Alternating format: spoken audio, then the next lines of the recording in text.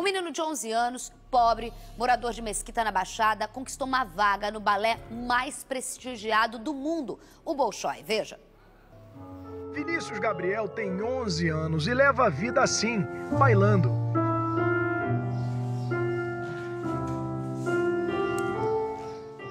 Nascido e criado na favela da Chatuba, em Mesquita, o garoto vive nesta casa. Por meio desta ONG, foi alfabetizado e apresentado ao fascinante mundo da dança logo aos 6 anos de idade.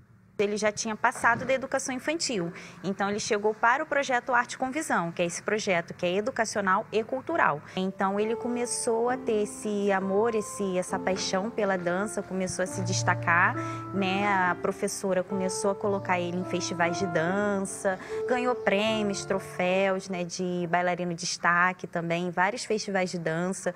Num exemplo de talento e superação, o Vinícius fez um processo seletivo para uma vaga na cobiçada escola do balé russo Bolshoi no Brasil. Eram 121 candidatos para cada vaga e não teve nada de concorrência, não.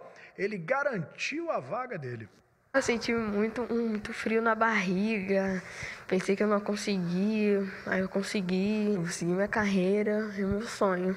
Olha, um problema, no entanto, traz um certo desconforto para o Vinícius, para a mãe dele e para a família de maneira geral. É que a escola do balé Bolshoi fica lá em Joinville, em Santa Catarina, e a família não tem recursos para se manter na cidade. Como eu estou desempregada, e para pagar um aluguel fica complicado.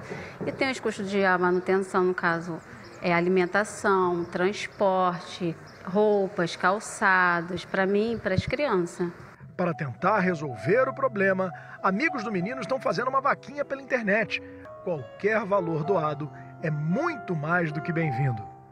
É o sonho do Vinícius, então eu falei, então vamos correr atrás do seu sonho. Vai ser um futuro muito mudado para mim, para minha vida, para minha família, para meus irmãos, e vai dar certo, fazer tudo que eles mandar, fazer com amor, fazer com carinho.